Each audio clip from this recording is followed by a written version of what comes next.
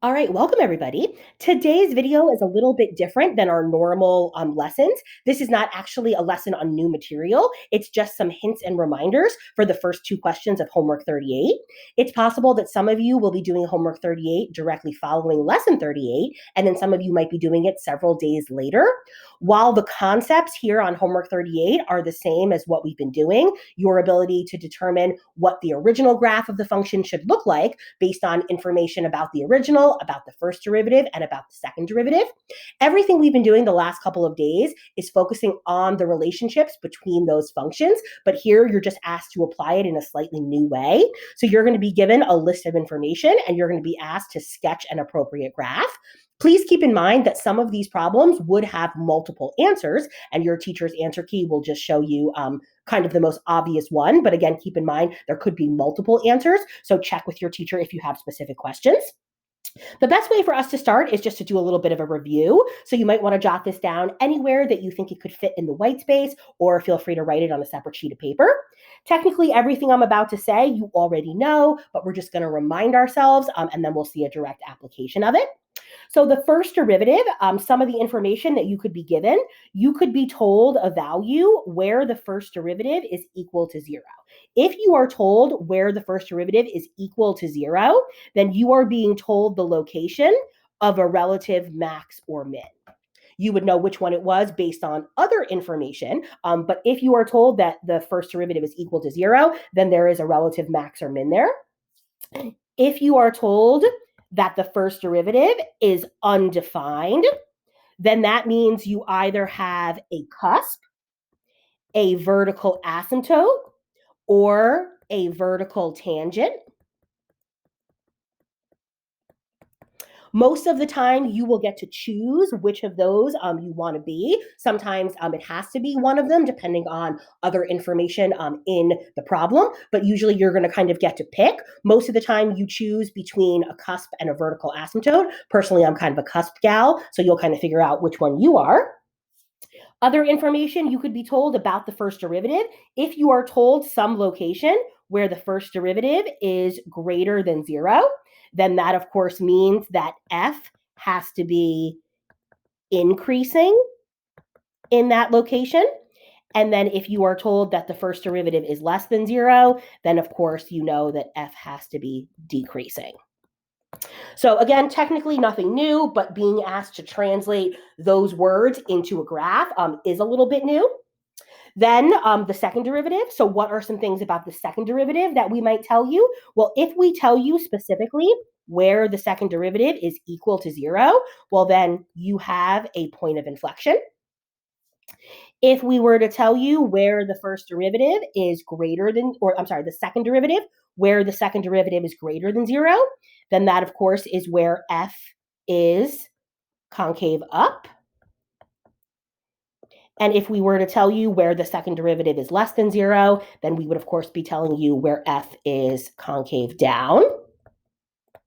So never hurts to remind ourselves about all this information. You know, we've kind of been jumping around between actual graphs and then graphs that come from equations versus come from words. So never hurts to kind of have a reminder here. So now that we have reviewed everything that I could possibly tell you about the first and second derivative, let's go ahead and take a look at number 1.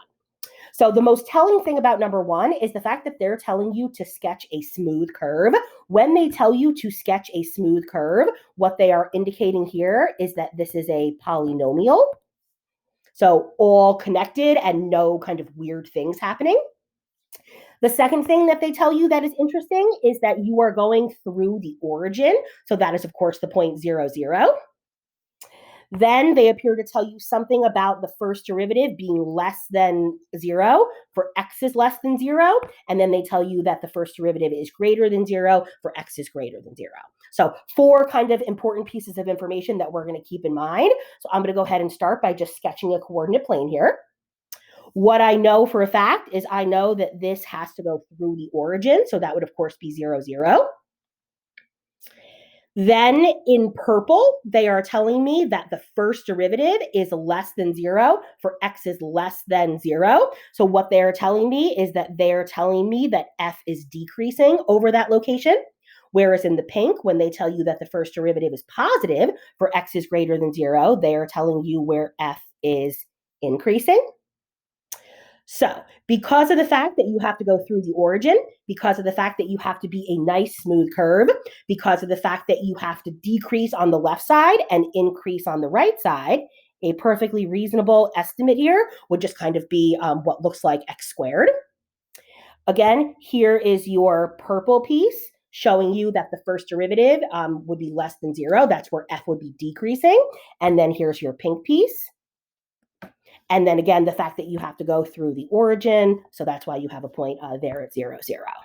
So you could make it a little bit skinnier, you could make it a little bit wider, but the fact that it has to be a smooth curve that is first decreasing and then increasing, I think that this is kind of your best bet. And again, just to reiterate, here's where the decrease is and here's where the increase is. So some of you are going to be able to do these with relative ease. Some of you don't even have to write any of this stuff. You can kind of just jump right to the graph. So whichever kind of person you are, however much you need to write or show, feel free. These are best done in a group, so it's possible that you'll try to work on these in your groups, or feel free to squat up with your friends outside of class. It obviously can get significantly more complicated, which it does here in number 2. So sketch a graph of a function f having the given characteristics. So the first thing that we know here is that f of -1 is equal to f of 3 is equal to 0.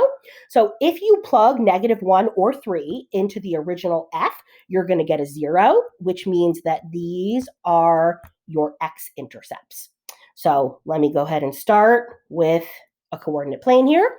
And I know that at 3, and I know that at -1, I have to go ahead and have my x-intercepts. Then they tell me that the value of the first derivative is less than 0 for x is less than 1. Then they tell me that f prime of 1 is undefined. And then they tell me the first derivative is greater than 0 if it's greater than 1. So actually a ton of information being given here. So in the purple, wherever they tell you where the first derivative is less than 0, they are telling you where the graph is decreasing. When they tell you where the first derivative is greater than 0, they are telling you that the graph is increasing. And when they tell you that the value of the first derivative at 1 is undefined, it either means you have a cusp, a vertical asymptote, or a vertical tangent. So again, choosing a vertical tangent is not usually the way to go here. So I would strongly recommend choosing a cusp or a vertical asymptote. Again, I tend to be a cusp gal, so I'm going to go ahead and make the decision right now that that's what I'm going to do. Then what other information do we have? So the second derivative is less than 0 everywhere that x is not equal to 1, or I'm sorry, f of x is less than 0 when x does not equal 1. So that is basically telling you everywhere that the graph of f is concave down.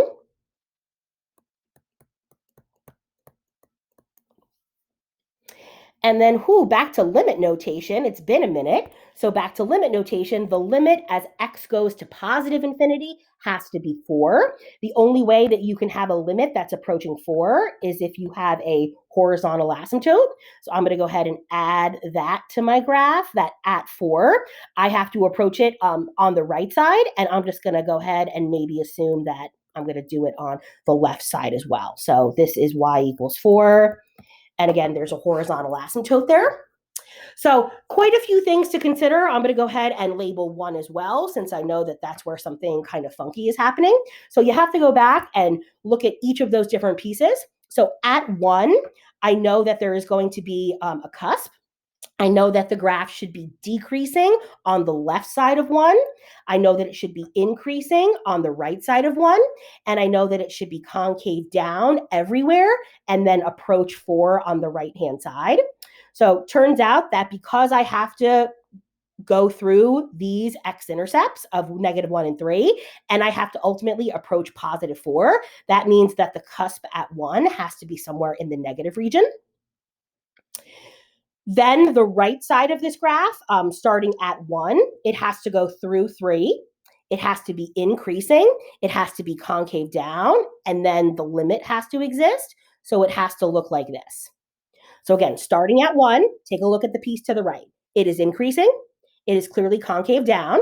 And because of the fact that it's heading towards this horizontal asymptote, we're going to assume that it doesn't cross, and so the limit would exist. Then as far as the left part of the graph, we know that it has to be decreasing. It has to go through the x-intercept. It also has to be concave down. And if I'm going to have a cusp, it means it needs to kind of meet at a point.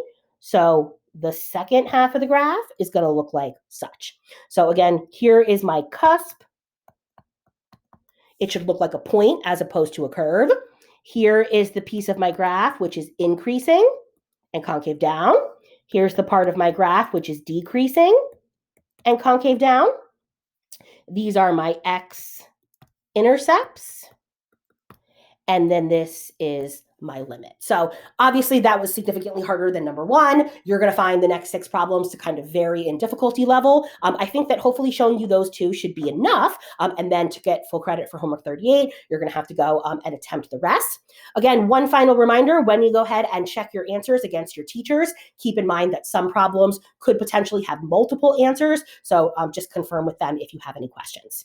So thanks very much, guys, for tuning in. Homework 38 is the final homework in this section. So go off and enjoy, and we will catch you next time.